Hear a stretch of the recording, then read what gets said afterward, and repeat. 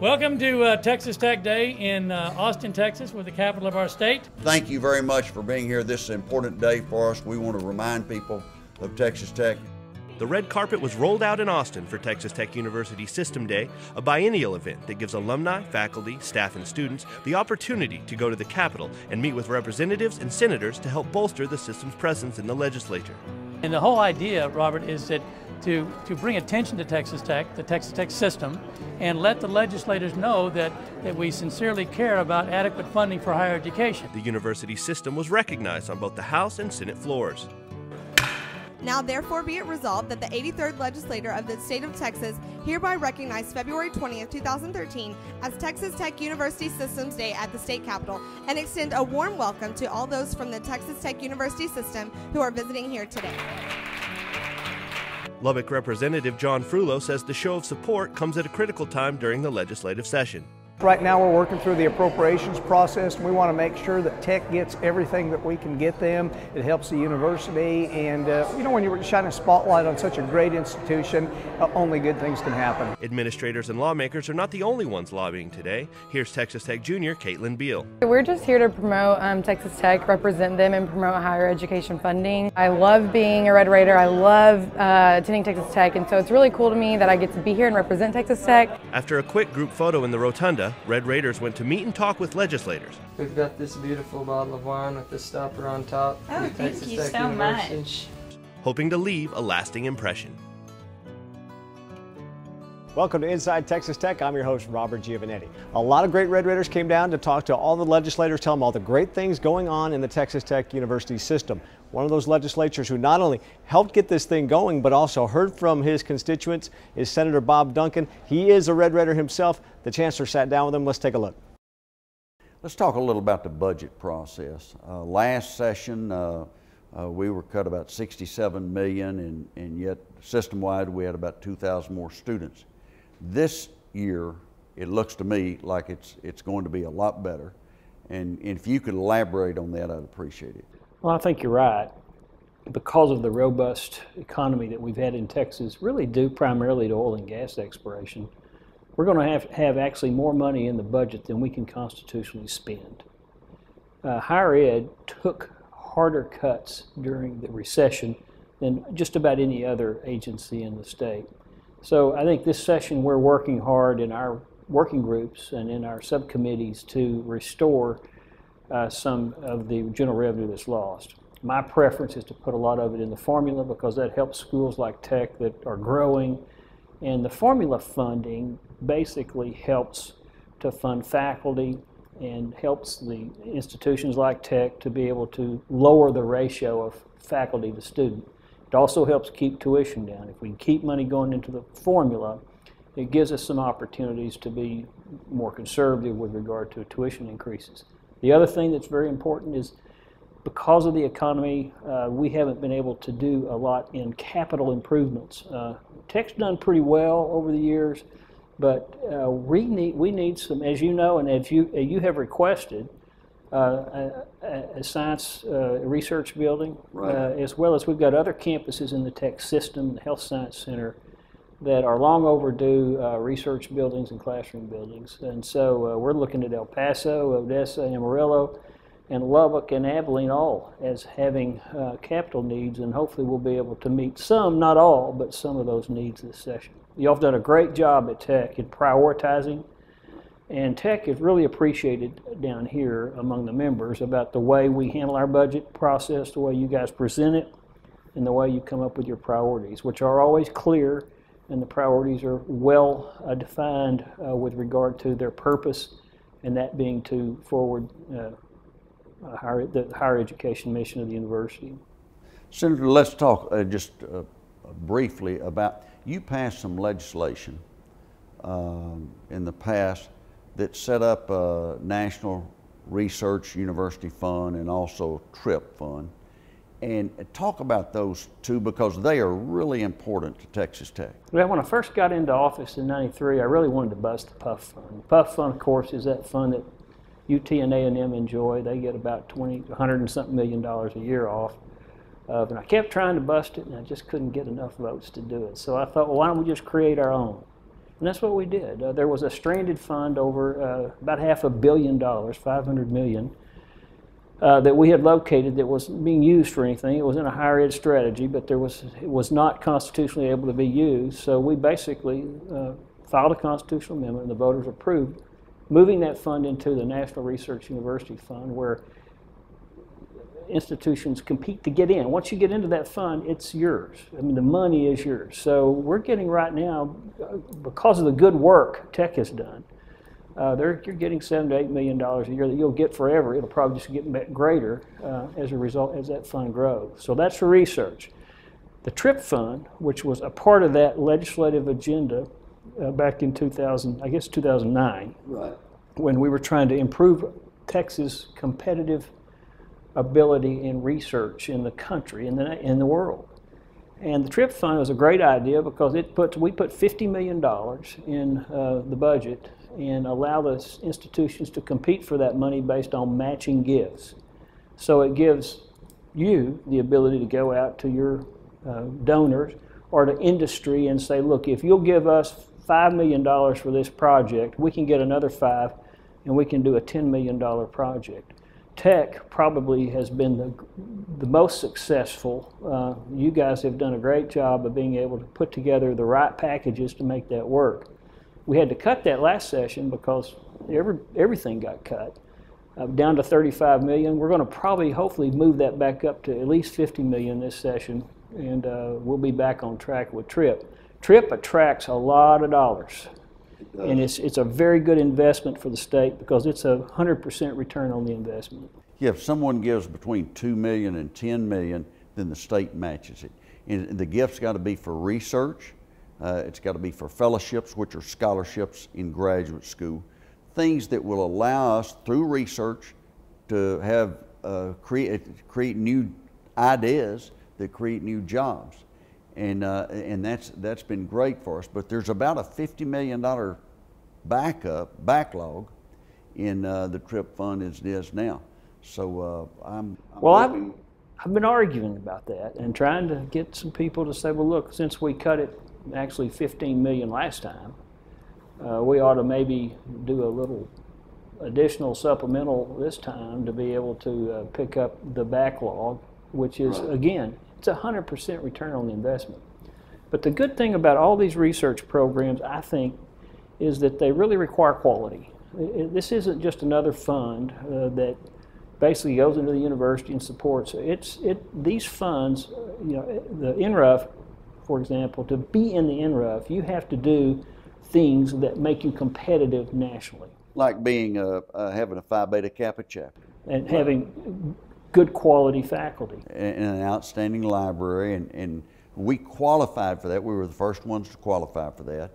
And that legislation that you wrote and passed was so important, and I cannot thank you enough. Well, what I just like about it is the institutions, you're competing for quality. And quality is, you know, when taxpayers invest money in higher education, that's what they expect.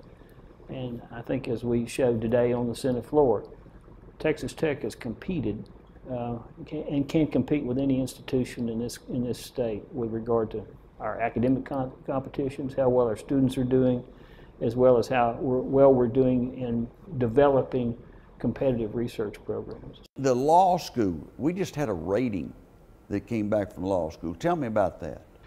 We are now number 9 by the Texas Justice Foundation. I believe it's the name of it's a major national organization in the quality of our law school. And that's huge. Our law school has always been, for whatever reason, from the day it started, we were producing, I think our first graduating class was number 1 on bar passage back in the 70s. And we've competed nationally, won national moot court. We compete with Harvard, Yale, Princeton. I mean, our guys y'all are doing a great job. And those kinds of things, in my view, are very important about how we evaluate our university. And if you look at not just law school, look over at the Ag School with the livestock judging team, the meats judge. We have we're kind of like the Notre Dame or UCLA or USC of these academic competitions around the country. This university, Texas Tech, is known for its ability to be competitive academically, especially in these competitions. Thank you, Chancellor Hansen. Thank you, Senator Duncan. Interesting fact about that interview, it took place in Senator Duncan's office, the very office where Chancellor Hansen used to sit when he was a state senator many years ago. All right, coming up, we're going to visit with a Red Raider, Megan Weaver. She's making things happen here in Austin herself. In just a little bit, we'll hear from Representative Drew Darby from San Angelo. We'll do all that on Inside Texas Tech after this.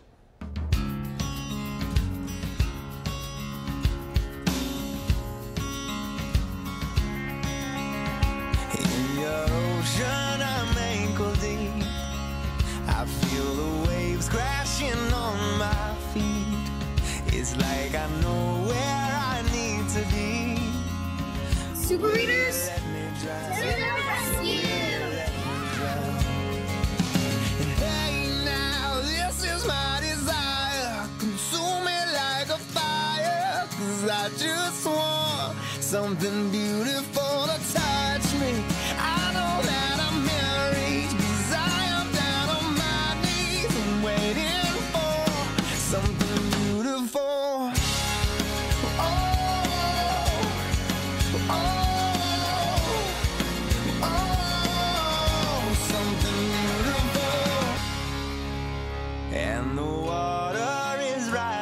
Quick, and for years I was scared of it. We can't be sure when it will subside, so I won't leave your side. No, I can't leave your side. Hey now, this is my desire. Consume me like a fire, 'cause I just want something beautiful to touch me. I know that I'm in reach, 'cause I am down on my knees and waiting for something beautiful. Isn't this fun?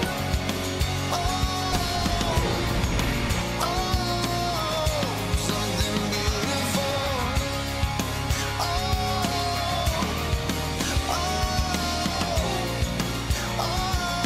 Wouldn't miss this for the world. Welcome back to Inside Texas Tech. We're coming to you from the beautiful state capitol in Austin. It's Texas Tech Day, celebrating the Texas Tech University system. One of the key components of the Texas Tech system is Angelo State University, located in San Angelo. Their state representative is Drew Darby. The chancellor had a chance to sit down and visit. Let's take a look. Representative Darby, today we're working through the legislative process. You're on appropriations. I am. And the last session, Texas Tech system lost about $67 million, and we had about 2,000 more students. So it's been tough for us. It has been. But I heard your comments earlier, and I know you didn't whine then, and I know you're not going to whine now. And I'm not whining. I got real close a couple of times. Senator Duncan said that I got real close. But I want to ask you, with this year's budget, are we doing better? I think we are, Chancellor. I think we're going to have a chance to fix some of those holes that we created last session. I think this will be my fourth session to serve on appropriations, and this is the first session in all of those four that we have a little bit more money. The outlook looks better in the months and years to come, and so I think we're going to be able to fix some of these problems and plug some of the holes that we dug last time. I'm very optimistic that we can help bring some support back to institutions of higher learning and try to undo some of that harm that we did. Because really, you know, when we talk about state funding, we all know that we're just switching the obligations from the state to the institutions and from the institutions to the families and students that they serve. So it's just a shifting of burden, and we've gone too far in that regard. One of the things I always tell people, you got two sources of money. You got students and you got the state. Exactly. And 12 years ago, Texas Tech, it was about 50% was provided with the state. Now throughout the system, it's about 23%. One other thing I wanted to talk to you about, Angelo State, you represent San Angelo. I do. And that Angelo State's a very important part of the Texas Tech system. We've got right at 7,000 students, and you know they had a $7 million budget cut in percentage-wise, they had a tougher cut than Texas Tech or the Health Science Center. Yes. And that so they've gone through a tough time, but it looks like we're going to get some increases, and that we'll be able to avoid any substantial increases in tuition.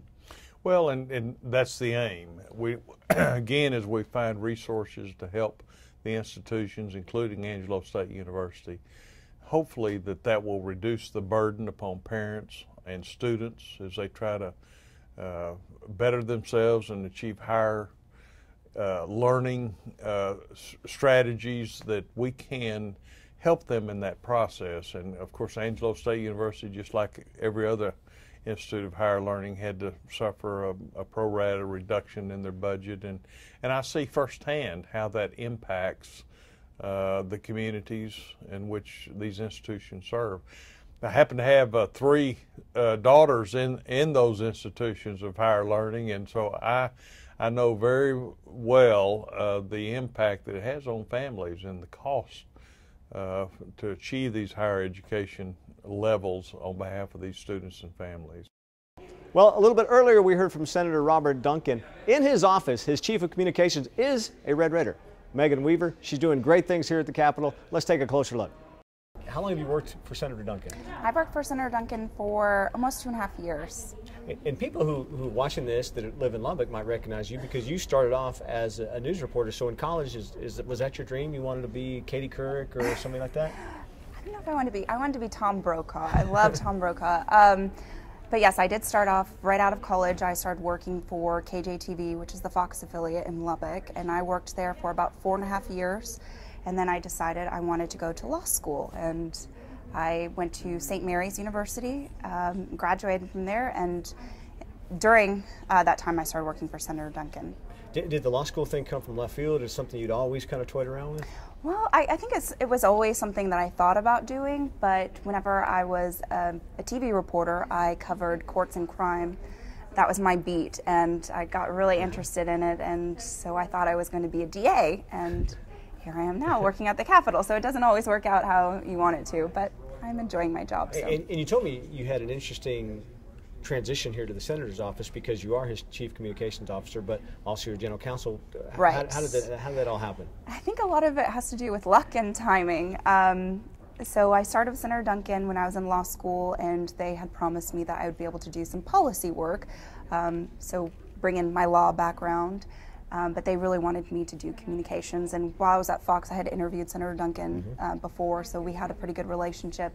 And it just so happens that the general counsel left just as I was graduating from law school, and so I got to take on his duties as well, and it's been a pretty good transition. I enjoy, because I do miss doing communications and doing journalism, so it's I get the best of both worlds by being able to do law and media. Now, it's a little crazy now because we're in session. So what's a typical day like for you in this job? It's every day is different. What time do you get to work? I usually get to work about 8:30. Okay. I try. We have a new puppy, so sometimes if he is bad, I get to work a little bit later. But we start the day at 8:30 and we end the day pretty late.